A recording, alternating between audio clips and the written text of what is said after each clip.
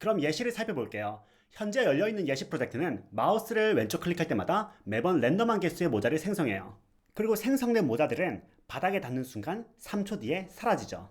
프로젝트를 살펴보면 headCreator 게임 오브젝트에 headCreator 스크립트가 컴포넌트로 추가되어 있고 headCreator 컴포넌트는 headPrefab으로부터 복제부 모자 게임 오브젝트들을 생성하죠.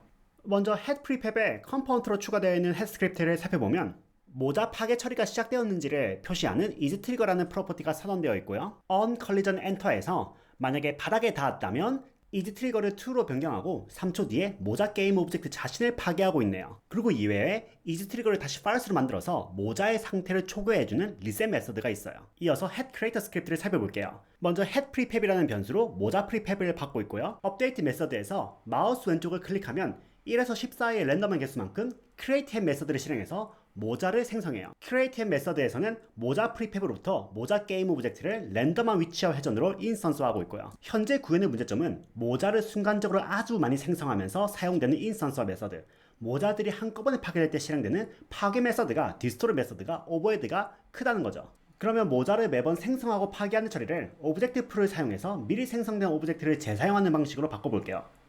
먼저 오브젝트 풀을 사용하기 위해서 using unity engine.풀을 선언해요. 그리고 head 타입에 대한 오브젝트 풀 head 풀 변수를 선언할게요.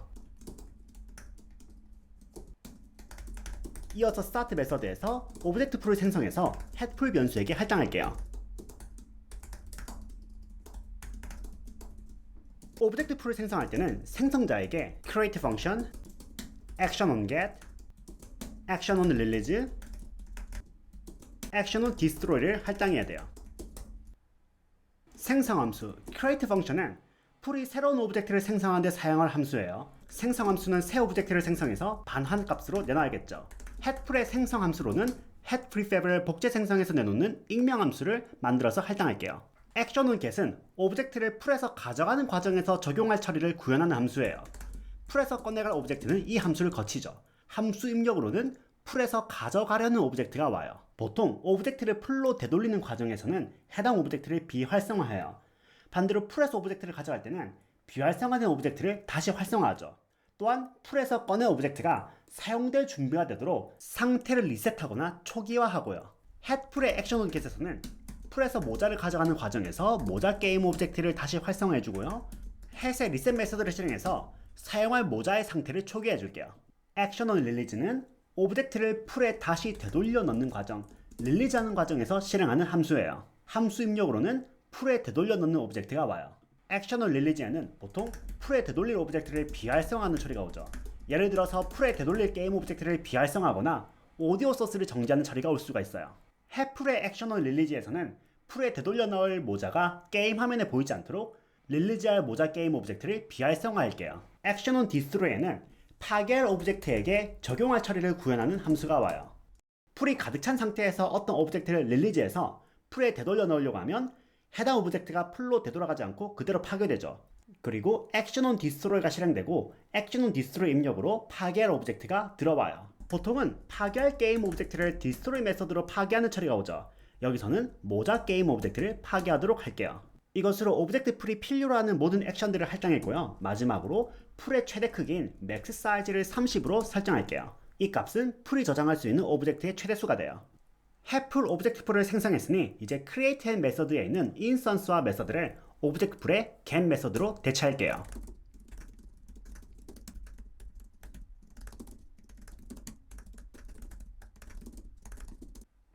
그 다음 모자를 파괴할 때 사용했던 디스토로의 함수를 오브젝트 풀의 릴리즈 메서드로 대체해야 돼요. 여기에서는 크게 두 가지 방법이 있는데요. 하나는 릴리즈될 오브젝트가 스스로를 릴리즈하는 방식이고요. 두 번째는 해당 오브젝트를 풀에서부터 가져온 측에서 책임지고 풀로 다시 되돌리는 거예요. 어떤 방식이 더 좋은지는 상황에 따라서 다른데 여기서는 첫 번째 방법, 모자가 스스로를 풀로 릴리즈하는 방식을 사용하도록 할게요. 그래서 먼저 head 스크립트에서 using unity engine.풀을 먼저 선언해주고요. 그리고 햇이 자신을 생성한 풀이 무엇인지를 기억할 수 있도록 head 타입에 대한 I 오브젝트 풀 to return 변수를 선언할게요. 그리고 destroy 메서드 대신에 풀 to return에 release 메서드를 실행하고 자기 자신을 집어넣도록 할게요. 그리고 이제 head creator 스크립트로 돌아가서 head 풀의 생성 함수에서요, 새로 생성된 head에 나중에 되돌아갈 풀인 풀ToReturn에 해프를 할당하도록 할게요.